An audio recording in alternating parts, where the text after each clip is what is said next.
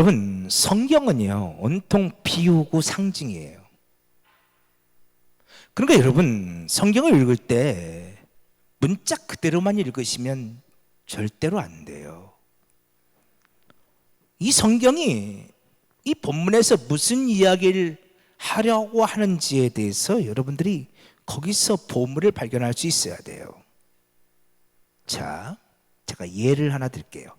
왜 제가 이 말씀을 하냐면요, 지난주에 우리가 뱀과 여자 얘기를 했는데요, 이것도 여러분 상징이라는 것을 말씀드리기 위함이에요. 자, 그러니까 우리 창세기 16장 봅시다. 자, 창세기 16장. 여러분 너무너무 잘 아는 이야기예요. 자, 도대체 이 이야기가 무슨 이야기일까요? 자, 창세기 16장 1절 한번 봐요.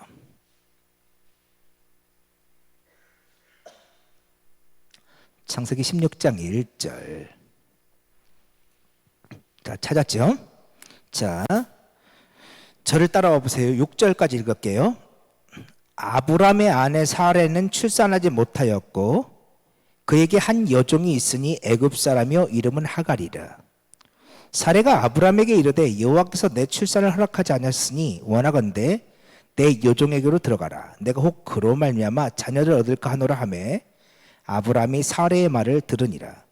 아브람의 아내 사레가 그 여종 애굽 사람 하갈을 데려다가 그 남편 아브람에게 첩으로 준 때는 아브람이 가나안 땅에 거주한 지 10년 후였더라. 아브람이 하갈과 동침하였더니 하갈이 임신하매 그가 자기의 임신함을 알고 그의 여주인을 멸시한지라. 사레가 아브람에게 이르되 내가 받는 모욕은 당신이 받아야 할 옳도다. 내가 나의 여종을 당신의 품에 두었거늘 그가 자기의 임신함을 알고 나를 멸시하니 당신과 나 사이에 여호와께서 판단하시기를 원하노라. 아브람이 사레에게 이르되 당신의 여종은 당신의 수중에 있으니 당신의 눈에 좋을 대로 그에게 행하라 하매 사레가 하갈을 학대하였더니 하갈이 사레 앞에 도망하였더라. 아멘. 자, 보세요. 아브람에게 사레라는 아내가 있었어요. 근데 출산하지 못했죠. 그래서 사레가 어느 날 자기 여종 하갈을 아브람에게 준단 말이에요. 그래서 이제 아브람이 하갈과 동침을 했어요. 근데 하갈은 동침하자마자 임신을 해요. 사라는 그렇게 아들을 못 낳는데, 그런데 하갈이 임신하자마자 갑자기 태도가 돌변해서 자기의 주인인 사레를 멸시를 해요. 그러자 사레가 아브람에게 가서 막 통사냥을 하죠. 저 하갈이 날 멸시한다고, 너무너무 속상하다고, 너무너무 가슴 아프다고. 그랬더니 아브람이 사레에게 그래요. 당신 몸종이잖아. 당신 마음대로 해. 그러자 사레가 하갈을 멸시하게 되었고, 그래서 하갈이 임신한 채로 도망을 가요. 자, 여러분 이 장면을 어떻게 해석해야 할까요? 네? 두 아내의 사랑 싸움? 아니면 집안의 권력 싸움? 이 말씀을 어떻게 해석해야 할까요? 그런데 이와 비슷한 일이 한 번 더 반복이 돼요. 창세기 21장 보세요. 창세기 21장 9절. 창세기 21장 9절. 비슷한 일이 또 반복이 돼요.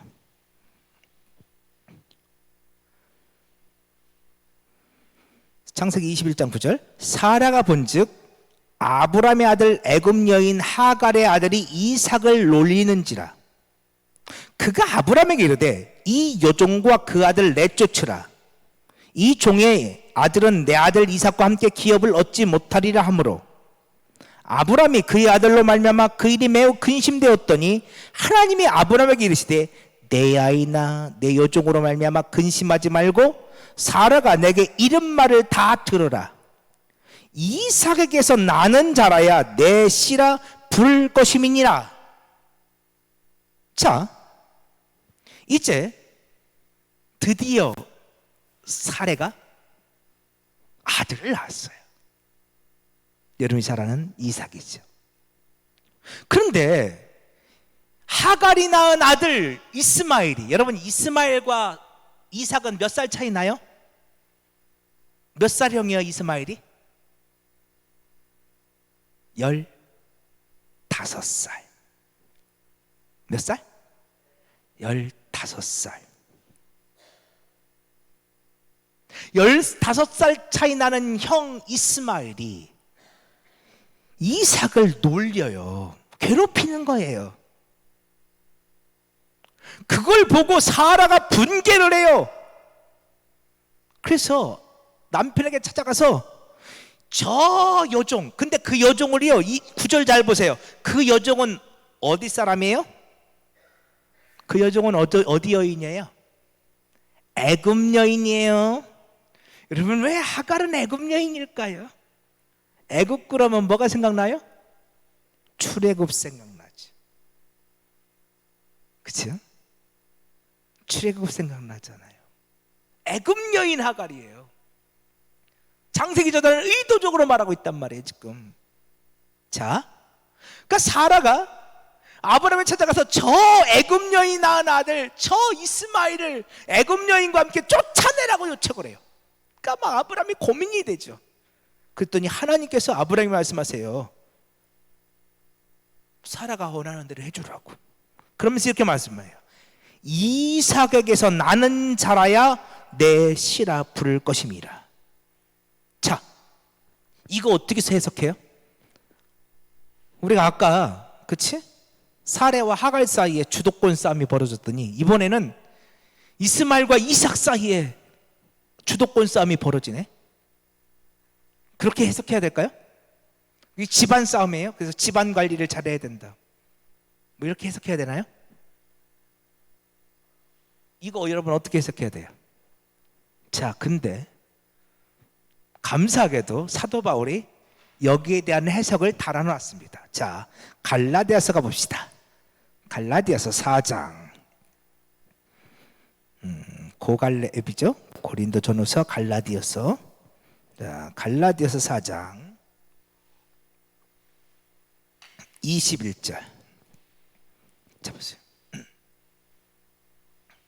갈라디아서 4장 21절.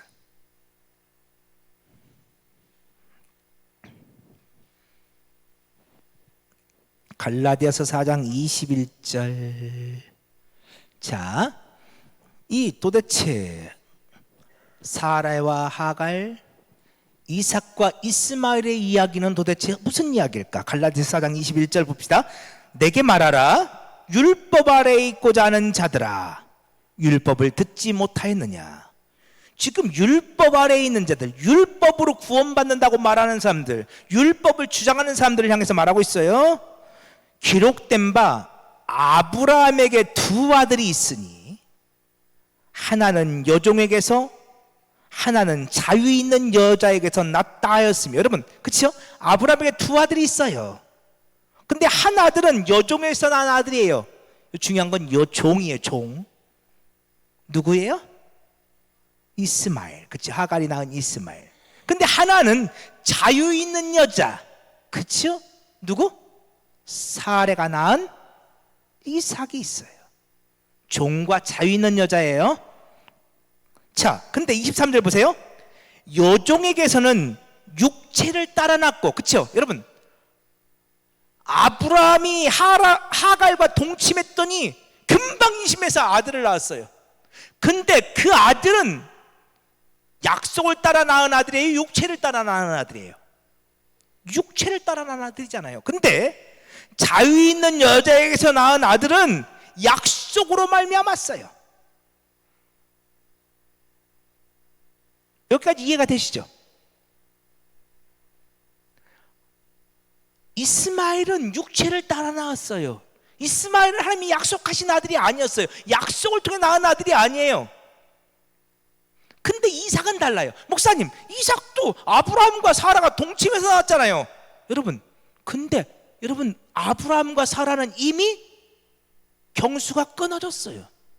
이미 생식 능력이 사라졌어요. 그렇죠? 육체를 따라 낳은 게 아니에요. 여러분, 성경에서 왜 아브라함과 사라가 이 경수가 끊어졌고 생식 능력이 사라졌다고 계속 강조하고 또 확인시키고 그러는지 아세요? 이건 사람의 힘으로 낳은 아들이 아닌 거예요. 육체를 따라 낳은 게 아니에요. 그러면 이삭은 어떻게 태어났나요? 어떻게 태어났어요?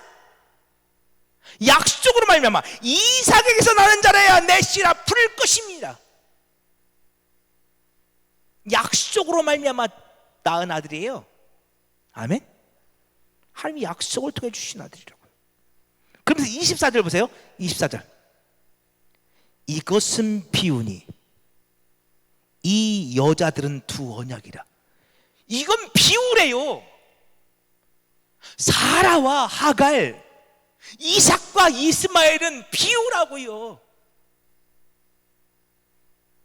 두 언약이라. 이 여자들은 두 언약을 상징해요. 하나는 시내산부터 종을 낳은 자니 곧 하갈이라. 하갈은 시내산부터 종을 낳은 자예요. 그거 시내산에서부터 종을 낳았다는 게 무슨 뜻이에요? 이거 뭐예요? 율법이죠. 두 언약. 하갈은 율법을 상징해요. 그러면 사라는 누구를 상징하겠어요? 뭘 상징하겠어요? 복음을 상징하죠. 그죠? 이것은 비유예요. 이 여자들은 두 언약이에요. 율법과 복음. 그러니까 율법은 육체를 따라 난 것이고 복음은 언약을 따라 난 것이죠. 육체를 따라 났다는 것은 사람의 행위예요. 언약을 따라 났다는 것은 하나님의 은혜예요. 그러니까 사람의 행위로 말미암아 의롭게 되는 것과 하나님의 은혜로 말미암아 의롭게 되는 것, 이 두 언약 상징적으로 보여주는 거예요. 그래서 창세기에서 계속해서 아브라함과 사라가 아들이 없는데 그 아들 낳는 얘기를 하고 있는 거예요. 아브라함은 생식 능력을 잃어야 돼요. 사라는 생식 능력을 잃어야 돼요. 그들에게는 육체로 낳은 아들이 없어야 돼요. 그 아들은 약속 있는 아들이 아니에요. 하나님은 약속 있는 아들을 주시는데 그 약속 있는 아들은 사람으로 말미암은 것이 아니라고요. 하나님의 언약으로, 약속으로 낳은 아들이에요.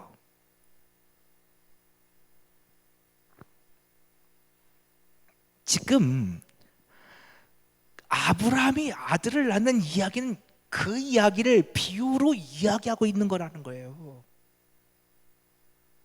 나중에 창세기 16장 할 때 다시 더 자세하게 할게요.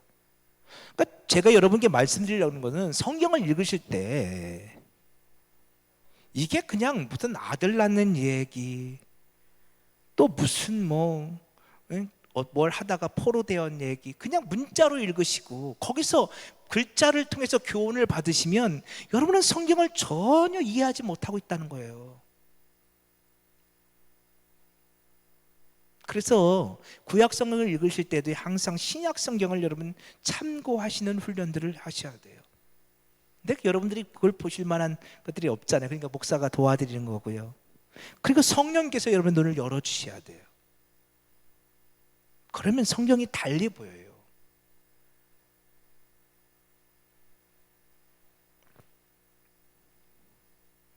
지금 아브라함과 사라가 이삭을 낳는 이야기는 오직 사람으로 되는 것이 아니라 오직 하나님으로 되는 이야기를 하고 있는 거라고요.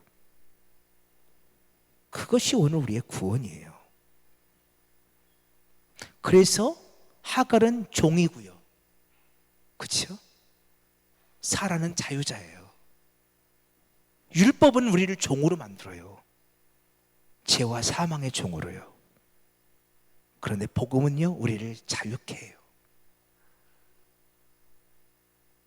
그래서 계속해서 하갈은 종이야, 하갈은 종이야, 사라는 자유자야, 자유자야라고 강조하고 있는 거예요.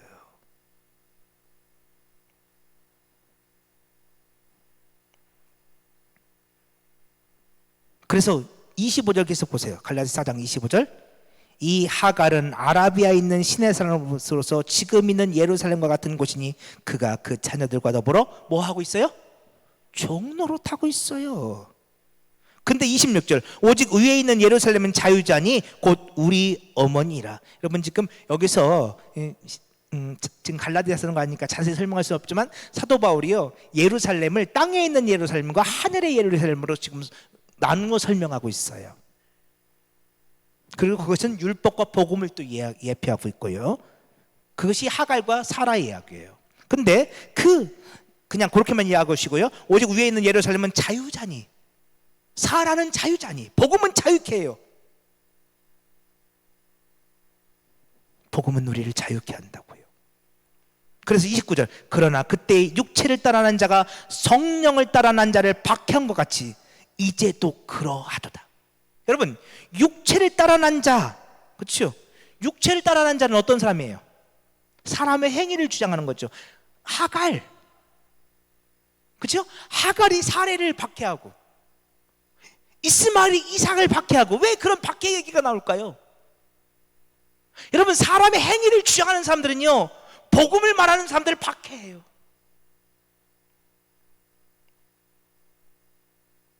사람의 행위를 말하는 사람들은요, 여러분, 사람의 행위가 충만한 사람들은요, 복음이 싫어요. 그 이야기가 여러분 포도원 품꾼의 비유예요. 나는 새벽 6시에 와서 일했어. 그래서 새벽 6시부터 오후 6시까지 12시간을 일했단 말이야. 그런데 어떤 사람은 오후 5시에 왔어. 그래서 1시간 일했어. 여러분, 근데 1시간도 일한 게 아니야. 사람이 보통요, 여러분 혹시 일해 보셨어요? 직장에 출근하면 와가지고요, 옷도 갈아입어야 되고, 장갑도 껴야 되고, 모자도 써야 되고, 뭐 준비해야 되고, 준비하는데 30분 걸려. 근데 그거 아세요? 6시가 퇴근 시간이잖아? 그럼 한 5시 반 되면 이제 그만, 이제 천천히 이제 옷 갈아입고 가지. 그리고 가잖아. 안 그래요? 아닌가? 그렇잖아요. 6시 딱 돼가지고 딱 나가서 옷 갈아입어요? 좀 5시 반쯤 되면 이제 슬슬 일이 정리가 되잖아요. 그렇죠? 그러니까 오후 5시에 온 사람은요, 일을 했을까 안 했을까? 안 한 거예요. 그 사람 1시간 일했다고 하면 안 돼. 하나도 안 했어요. 그냥 포도원에 들어왔을 뿐이야, 주인이 들려서. 근데 오후 5시에 온 사람이나 나나 똑같이 퉁값을 주네? 그러니까 이 새벽 6시에 온 사람들이 불평해 안 해? 하지. 그러면서 새벽 5시에 온 사람을 공격하는 거예요. 저런 사람을 뭐 어떻게 나하고 똑같이 대할 수 있냐고 말이야. 어떻게 저런 사람을 말이야 구원할 수 있냐고 말이야. 저 사람이 한계가 뭐가 있어서. 그게 포도원 품꾼의 비유예요. 사람의 행위가 많은 사람들은요, 복음을 말하면 그거 싫어요. 어떻게 나하고 저 사람하고 똑같냐고 말이야. 지금 그거예요. 육체를 따라난 자가 성령을 따라난 자를, 율법이 복음을 박해한 것 같이 이제도 그러하도다, 이제도 그러하도다. 하갈이 사례를 박해한 것 같이, 이스마엘이 이삭을 박해한 것 같이, 율법이 복음을 박해하는 것 같이 이제도 그러하도다. 그러니까 복음 말하면요, 사람의 행위가 많은 분들한테는 박해를 당해요. 싫어요. 그게 싫다고요. 내가 이렇게 많은 것들을 해놨고, 나한테 이런 공이 이렇게 많은데, 그런데 저 사람하고 똑같다고? 오직 은혜로 구원받는 거라고? 예수 믿어야 구원받는 거라고? 그거 싫어요. 솔직히요. 우리 기독교는 믿음으로 구원받는 거예요. 근데 다른 종교들은 대부분 행위로 구원받아요. 근데 여러분, 어떤 게 더 매력적이에요? 어떤 게 더 매력적이나요? 솔직히요. 행위로 구원받는 게 훨씬 매력적이에요. 왠 줄 알아요? 나는 쌓아놓은 게 많으니까. 나는 많으니까요. 훨씬 매력적이에요. 그래서 더 많이 구제하고, 더 많이 선교하고, 더 많이 선행하고, 더 많이 믿음 생활도 잘하고. 그래서 교회 공동체 안에서도요, 성도들이 그걸 좋아하니까 행위로 구원받는다고 그렇게 대놓고 말하지는 않지만, 솔직히 그런 얘기, 그런 메시지 많이 들으셨잖아요, 여러분.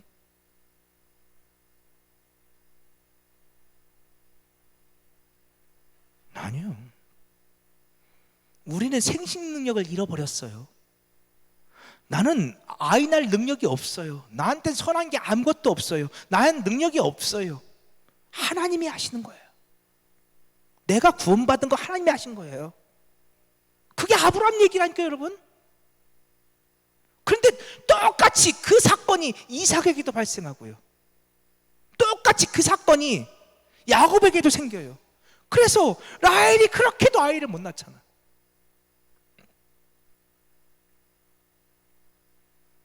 내 힘으로 안 된다는 것을 이야기하는 거예요. 내 힘으로. 하나님이 여셔야 돼요. 하나님이 하셔야 돼요. 성경은 이야기를 하고 있다고. 성경은 그래서 비유라고 지금 여러분께 말씀드리고 싶은 건, 그러니까 성경이 비유인 것을 말씀드리는 거예요, 여러분. 그러니까 문자 그대로만 보시면 안 된다고요. 그리고 제가 왜 이 말씀을 드리려고 해요? 창세기 3장 뱀과 여자의 이야기를 지난주에도 했지만, 이걸 그냥 뱀과 여자의 이야기로만 보시면 안 된다는 거예요. 이것도 상징이고 비유예요. 이 속에서 하나님께서 무슨 말씀을 하시려는지를 여러분들이 발견해낼 수 있어야 되는 거예요. 그러면 창세기 3장은 그렇게 어렵지 않아요.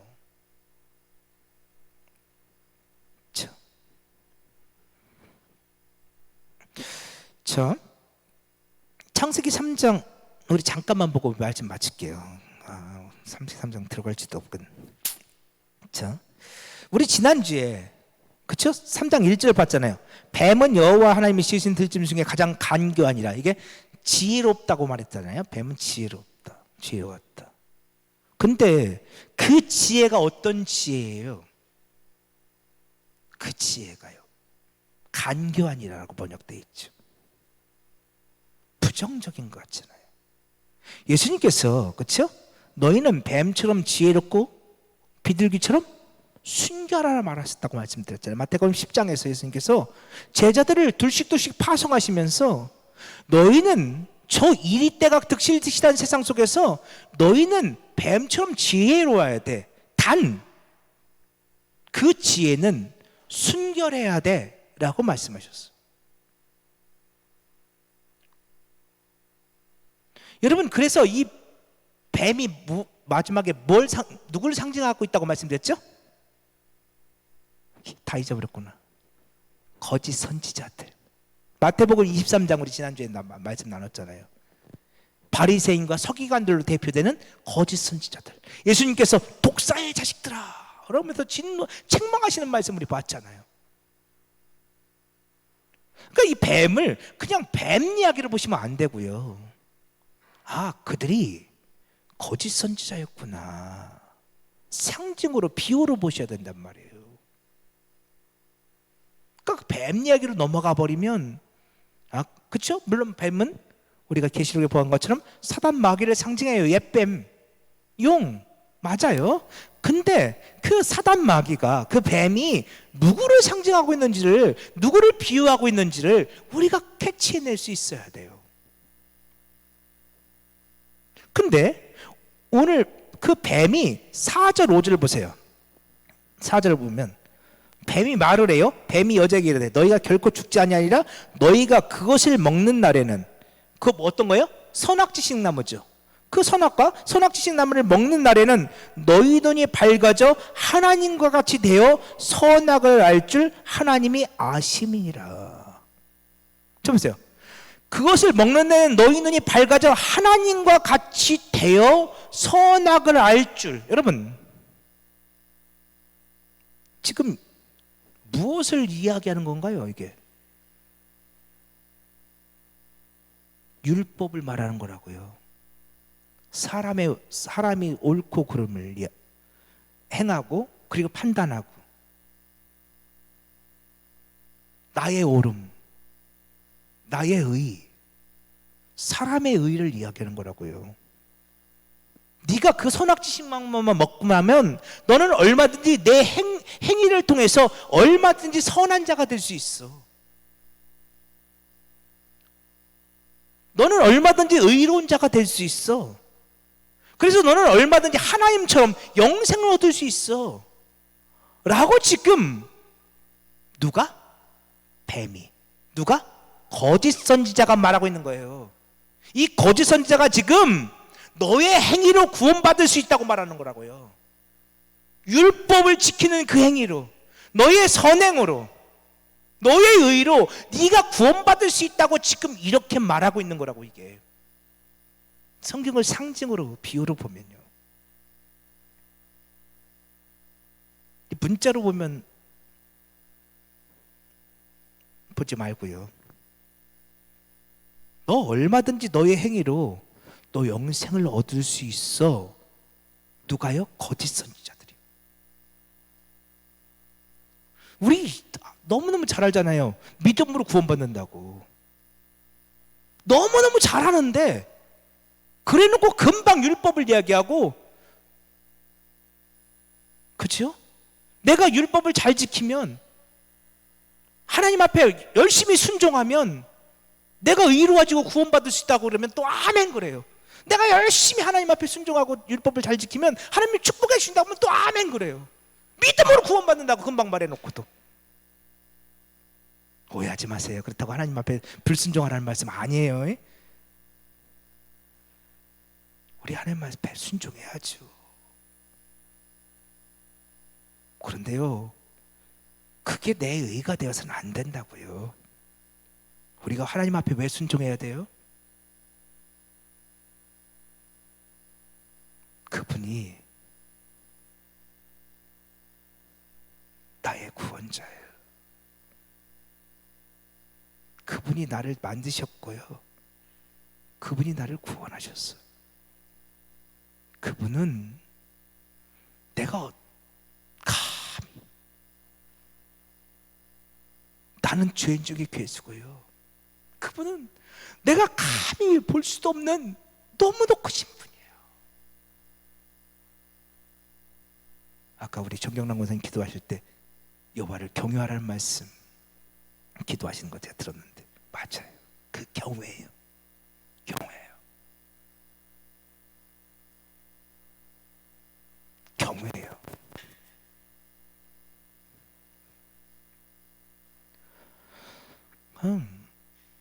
내 힘으로 내가 구원받는 거 아니라고요. 근데 원수 마귀는, 거짓 선지자들은요, 끊임없이 계속해서 너의 행위로 네가 선한 자가 될 수 있고 영생을 얻을 수 있고 구원받을 수 있다고 말하는 거예요. 그렇지 않아요. 자, 오늘은 여기까지만 하고요. 다음 주에 6절 할게요. 너무 길으면 또 힘드니까. 그러니까 성경을 문자로, 글자로만 보면 안 돼요, 여러분. 그 속에서 담겨 있는 상징들을 발견해낼 수 있어야 된다고. 지금 바울이 그걸 설명해 주는 거예요, 갈라디아서에서.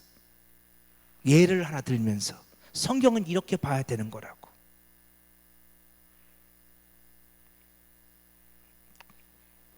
그러니까